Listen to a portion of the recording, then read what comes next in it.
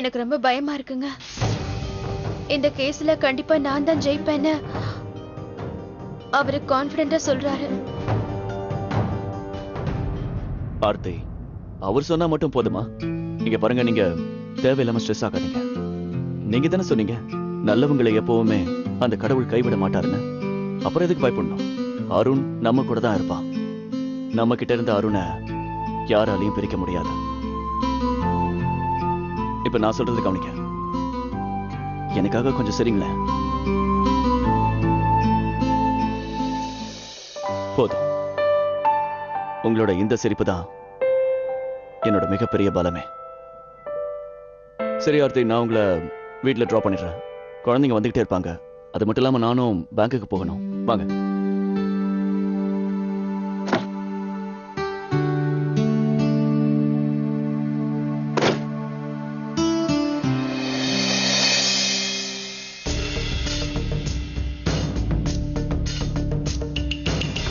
Sorry Scindia sir, amount பெருசுங்கிறதுனால உங்களை வர சொல்லிட்டேன். இல்லைன்னா வீட்டுக்கே கொடுத்து அனுப்பியிருப்பேன். இல்லை ஒன்றும் பிரச்சனை இல்லை. இந்தாங்க இந்தாங்க உங்களுக்கான செக். தேங்க்யூ. இந்தாங்க வாங்கிக்கோங்க, உங்களோட 20 லட்சம் ரூபாய்.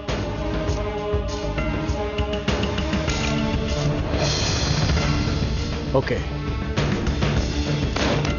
அப்புறம் சார் இதில் ஒரு சைன் மட்டும் பண்ணிடுங்க. சரி.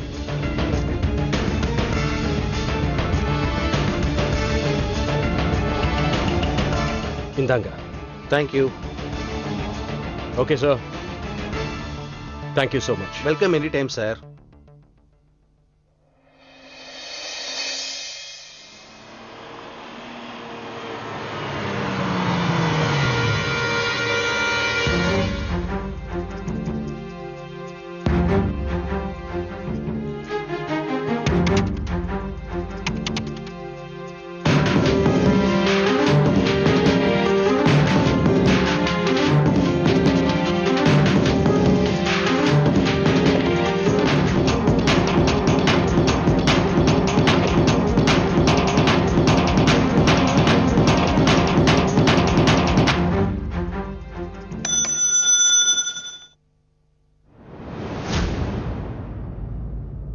சிந்தியா சார் அவர் போனை வச்சுட்டு போயிட்டாரு.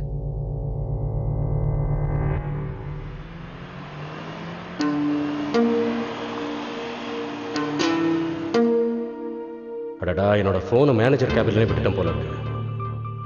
பிரசாந்த் வேற ஃபோன் பண்றேன்னு சொல்லியிருந்தா.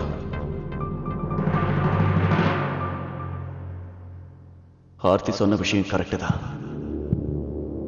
இந்த ஊர்லயே பெரிய வக்கீல பிரசாந்த் எப்படி படிச்சான்? அவனுக்கு திடீர்னு இவ்வளவு பணம் எங்கிருந்து வந்தது?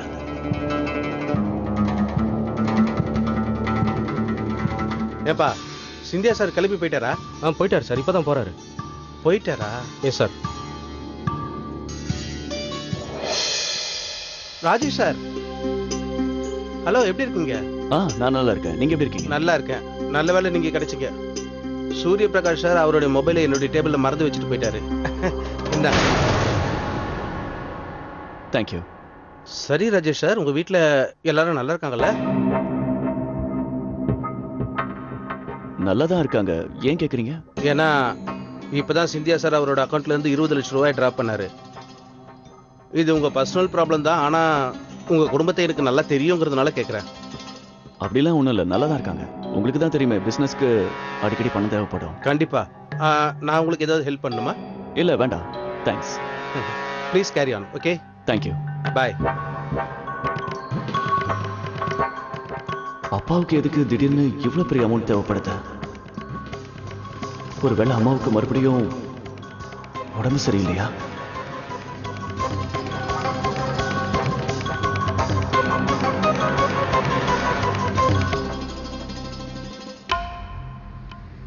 டிரைவர், வண்டியை நிறுத்து. சரி சார். வண்டியை திரும்ப பேங்க்குக்கு விடு.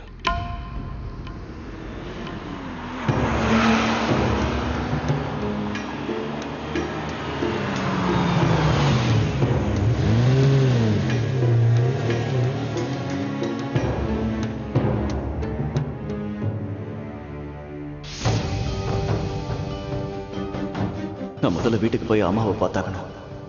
நான் கவலைப்படுவேன்னு அவங்க என்கிட்ட எதையுமே சொல்ல மாட்டாங்க.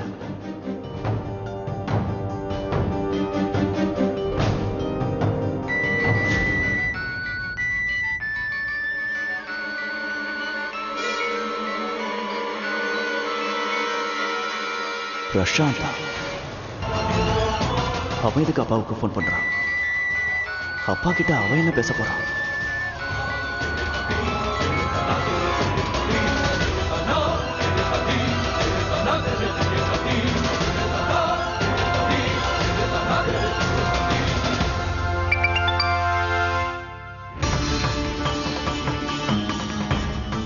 இந்த மெசேஜும் அவன் தான் அனுப்பியிருக்கா.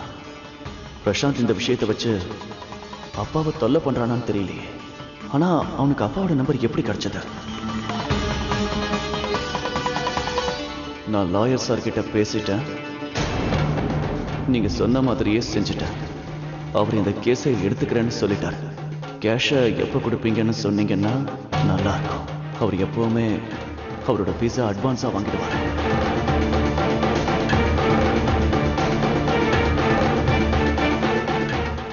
அப்படின்னா பிரசாந்துக்கு அப்பா தான் ஹெல்ப் பண்ணிட்டு இருக்காரு.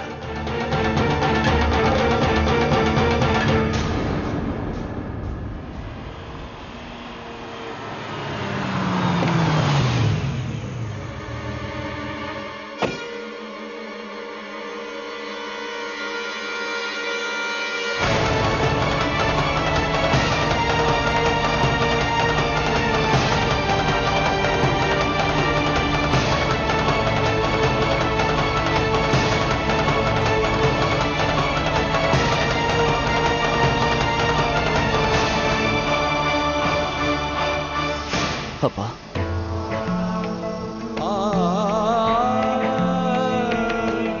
நீங்க இப்படிலாம் பண்ணுவீங்களா? இப்படி நடக்கும் நான் எதிர்பார்க்கவே இல்லப்பா.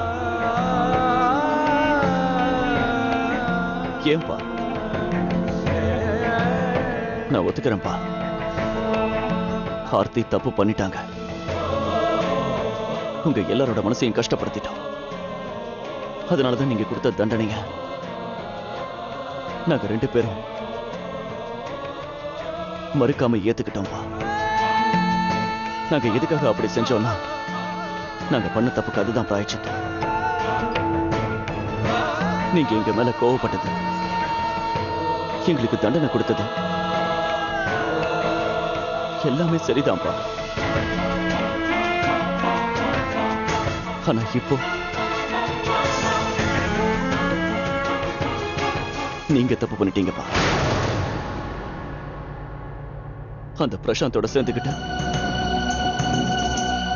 நீங்க பெத்த பையன் எனக்கே இப்ப அநியாயம் பண்ணிட்டு இருக்கீங்கப்பா. ஒரு தப்பான ஆளுக்கு நீங்க துணை போறீங்கப்பா. இது ரொம்ப தப்பு. நம்மளோட அருண் அவன் நம்ம கிட்ட இருந்து பிரிக்க பார்க்கறான்னு உங்களுக்கும் தெரியும். அப்புறம் ஏன்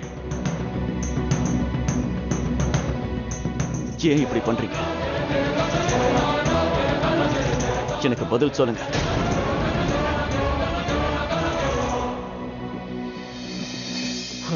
ஆர்த்தியும் நல்லாவே இதை அனுபவிக்கிட்டோம். நான் சொல்றது புரியல. பெத்தவங்க பிள்ளைங்களை பிரிஞ்சா அவங்க மனசு என்ன பாடுபடும்னு அவளும் அனுபவிக்கிட்டோம். தன்னோட பையனை நினைச்சு அழுது புலம்பிக்கிட்டு இருக்கிற ஒரு அம்மாவுக்கு நான் சத்தியம் பண்ணி கொடுத்துருக்கேன். அவளோட பையனை அவளுக்கு திருப்பி கொடுக்கறேன்னு. சாம தான பேத தண்டம் இதுல நான் எதை வேணாலும் எடுத்துக்க தயாரா இருக்கேன். ஆமா, இதுல என்ன தப்பு இருக்குன்னு நினைக்கிற ராஜேஷ்? நீ உன்னோட பையன் உன்னை விட்டு பிரியக்கூடாதுங்கிறதுக்காக உயிரையும் பணைய வைப்ப. அதே மாதிரிதான் நானும் என் பையனுக்காக எதுவும் செய்வேன். அதுக்காக ஒரு கெட்டவனை என் கூட சேர்த்தாதான் என் பையனை திரும்ப என்கிட்ட கொண்டு வர முடியும்னா அதுல தப்பு இல்லை. உன் பிரச்சனையும் என்னோட பிரச்சனையும் ஒரே விஷயத்துக்காகத்தான். நம்மளோட குறிக்கோளும் ஒன்னாதான் இருக்கு. எனக்கு என் பையன் வேணும். இந்த தர்ம யுத்தத்துல நான் கெட்டவனும் நீ நல்லவனும். எதை வச்சு சொல்ற ராஜேஷ்?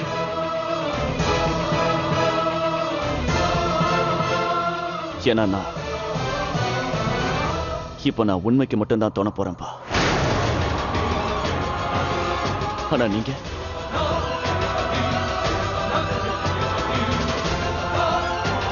என்னோட அப்பா தப்பான வழியில போயிட்டு இருக்கீங்க. நீங்க இப்ப யார் கூட சேர்ந்திருக்கீங்கன்னு தெரியுமா? தப்பானவன் கூடயும் ஏமாத்துறவன் கூடயும். அவனால அவனோட அப்பா அம்மாவையே காப்பாற்ற முடியல. அவனோட பையனை எப்படி காப்பாத்துவான்?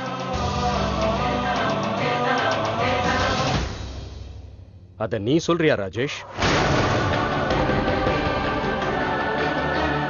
நீயும் இப்ப உன் அப்பாவை எதிர்த்து தானே நிக்கிற ராஜேஷ். என் பாதை எப்படியோ அதை பத்தி எனக்கு கவலை இல்லை. ஆனா நான் என்னோட லட்சியத்துல கண்டிப்பா ஜெயிச்சே ஆகணும். நான் இப்ப எந்த வழியில போறேன், என்ன மாதிரி வேலை செய்யறேன், அத பத்தி எனக்கு எந்த கவலையும் கிடையாது.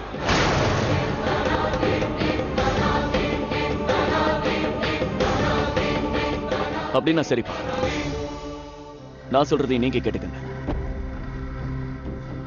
நான் நியாயத்து பக்கம் மட்டும்தான் போறேன். அதனால வெற்றியும் நியாயத்து பக்கம் தான் இருக்கும். சந்தோஷமா இருக்குப்பா. உன் தன்னம்பிக்கையை பார்த்து ரொம்ப சந்தோஷமா இருக்கு எனக்கு. ஆனா உன்னை மறந்துடாத, இந்த சூரிய பிரகாஷ் என்ன செய்ய நினைக்கிறானோ அதை செஞ்சே தீருவான். அதுல எந்த மாற்றமும் கிடையாது.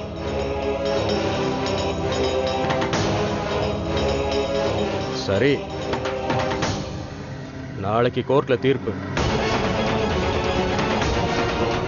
இந்த தர்ம யுத்தத்துல யாரு ஜெயிக்க போறா, யாரு தோக்க போறான்னு நாளைக்கு கண்டிப்பா தெரிஞ்சிடும்.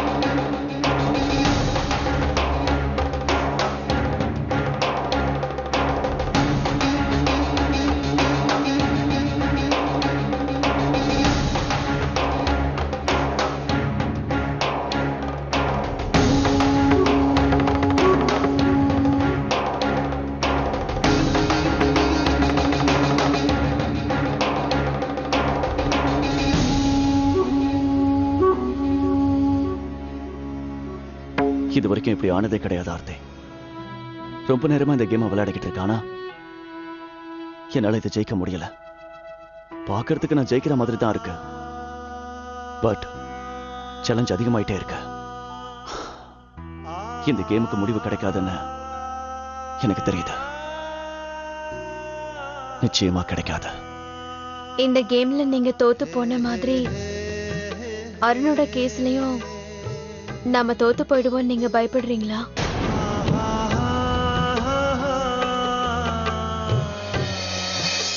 உங்களுக்கு தெரியுமா, நம்ம கல்யாணத்துக்கு முதல் நாள் கூட நான் இப்படிதாங்க ரொம்ப பயந்துகிட்டு இருந்தேன், ரொம்ப ஸ்ட்ரெஸ்டா இருந்தேன். ஆனா ஆச்சரியமான விஷயம் என்னன்னா, அன்னைக்கு நானும் இந்த கேம் தான் விளையாண்டேன். அப்படின்னா உங்களால ஜெயிக்க முடிஞ்சதா? என்னோட பையன் அருணுக்கு ஒரு பெஸ்ட் அப்பாவை கொடுத்தேங்கிற நிம்மதி எனக்கு கிடைச்சது.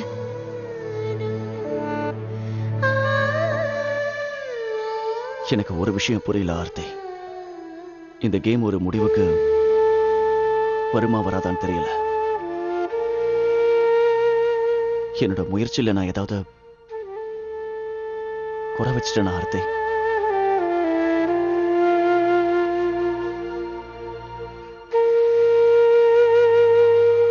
நீங்க எந்த விஷயத்திலயும் ஒரு சின்ன குறை கூட வைக்கலைங்க. எனக்கு உங்களை நல்லா தெரியும். நீங்க உங்க 100% முயற்சியை கொடுத்திருக்கீங்க. எந்த விஷயத்திலயும் யாரும் உங்களை எந்த குறையும் சொல்ல முடியாது.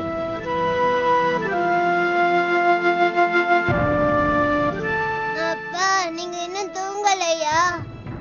இல்லப்பா, ஒரு நிமிஷம். நான் இந்த கேமை முதல்ல முடிச்சிடுறேன், அதுக்கப்புறம் தூங்குறேன். நீ இப்ப தூங்க.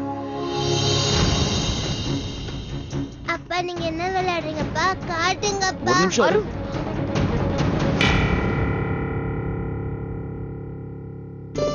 பரவாயில்ல அருண், நீ இந்த கேமை முடிச்சு வச்சிட்டியே. இப்ப உங்களுக்கு நம்பிக்கை வந்துருச்சுல்ல? இது எல்லாமே இந்த கேம் மாதிரி பெர்ஃபெக்ட்டா முடிஞ்சிடும். சீக்கிரமா சரியாயிடும்.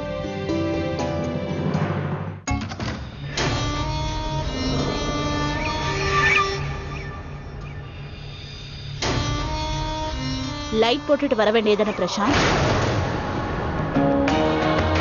ஒருவேளை இருட்டுல நீ எங்கேயாவது கீழே விழுந்துட்டனா? நீங்க இன்னும் தூங்கலையா?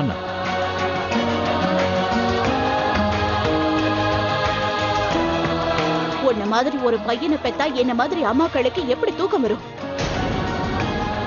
நீ என்ன நினைச்சுக்கிட்டு இருக்க? இந்த விஷயத்தை கோர்ட்டுக்கு எடுத்துட்டு போனா அருண் உன் கூட வந்துருவா, பின்னாடியே ஆர்த்தியும் வந்துருவான்னு நினைக்கிறியா? இத நினைச்சுதானே நீ தப்பான வழியில போயிட்டு இருக்க பிரசாந்த். நீங்க தப்பாவே யோசிக்கிறீங்க. எப்ப பாருங்க என்ன தப்பாவே புரிஞ்சுக்கிறீங்க. எனக்கு நான் பெத்த பையன் என்னோட அருண் மட்டும்தான் வேணும். அந்த ஆர்த்தியோட எனக்கு தேவையில்லை. நீ எல்லாரோட கண்ணிலையும் மண்ணை தூவலாம் பிரசாந்த், ஆனா என்கிட்ட முடியாது.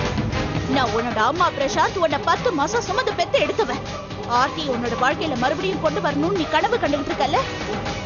ஆனா உன்னை ஞாபகம் வச்சுக்கோ, ஆர்த்தியை நீங்க கொண்டு வரணும்னு நினைச்சனா அதுக்கப்புறம் நீ தலை குடிச்சு தான் போவ. எனக்கு ஞாபகம் இருக்கு, எல்லாமே எனக்கு ஞாபகம் இருக்கு, நல்லாவே ஞாபகம் இருக்கு. அவ சந்தோஷமா குடும்பம் நடத்தினா அவளை நீ நிம்மதியா வாழ விடுன்னு என்கிட்ட சொன்னது எனக்கு நல்லா ஞாபகம் இருக்கு. நடக்காதுமா, இனிமே அந்த மாதிரி எல்லாம் நடக்காது. இந்த முறை தோக்க போறது நான் இல்ல, நீங்க தான் தோக்க போறீங்க. அதுக்கப்புறம் பாருங்க, இந்த முறை ஆர்த்தி என்கிட்ட இந்த வீட்டை தேடி வந்துதான் ஆகணும். அவ ஏன் என்கிட்ட வரமாட்டா? அந்த ராஜேஷ் சிந்தியா கிட்ட அப்படி என்னதான் இருக்குன்னு எனக்கு தெரியல. பிரசாந்த், அவனை விட நான் தான் உயர்ந்தவன். அப்புறம் ஒரு முக்கியமான விஷயம், நான் தான் அந்த ஆர்த்திக்கு ஒரு பையனை கொடுத்தங்கிறது ஞாபகம் இருக்கு. ஆனா அந்த ராஜேஷுக்கு வாரிசுங்கிற பேர்ல 2 பொண்ணுங்க தான் இருக்கு. உனக்கு பைத்தியம் பிடிச்சிருச்சா?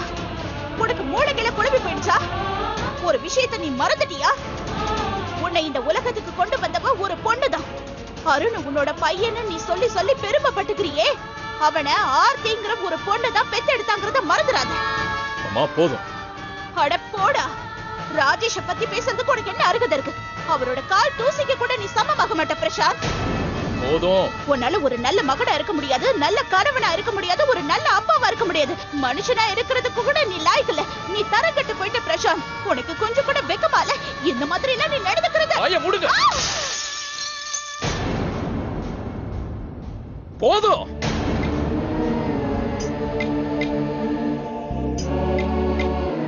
நான் சொல்றது உனக்கு தப்பா தெரியுதா? இப்படி எல்லாம் செஞ்சேன்னா நான் வாயை மூடிடுவேன்னு நினைச்சிட்டு இருக்கியா? இல்ல பிரசாந்த், நான் உன் அம்மாவா இருக்கிறதுனாலதான் திரும்பவும் உன்கிட்ட சொல்றேன். கடைசியா ஒரு தடவை உன்னை எச்சரிக்கிறேன், இந்த கேப்பஸ் வாபஸ் வாங்கிடு, இல்லன்னா நீ தான் கஷ்டப்பட போற. ஆமா பிரசாந்த், நீ நினைக்கிற மாதிரி ஆர்த்தி உன்கிட்ட வர மாட்டா, அருணும் நிச்சயமா உன்கிட்ட வர மாட்டான். நீ என்னோட அம்மாவே இல்ல, நீ என்னோட எதிரி. அந்த ராஜேஷ் கிட்டே போய் சொல்ல. விநாச காலம் விபரீத புத்தின்னு இததான் சொல்லுவாங்க. இனிமே நீ அழிய போறத யாராலையும் தடுக்க முடியாது பிரசாந்த், தடுக்கவே முடியாது.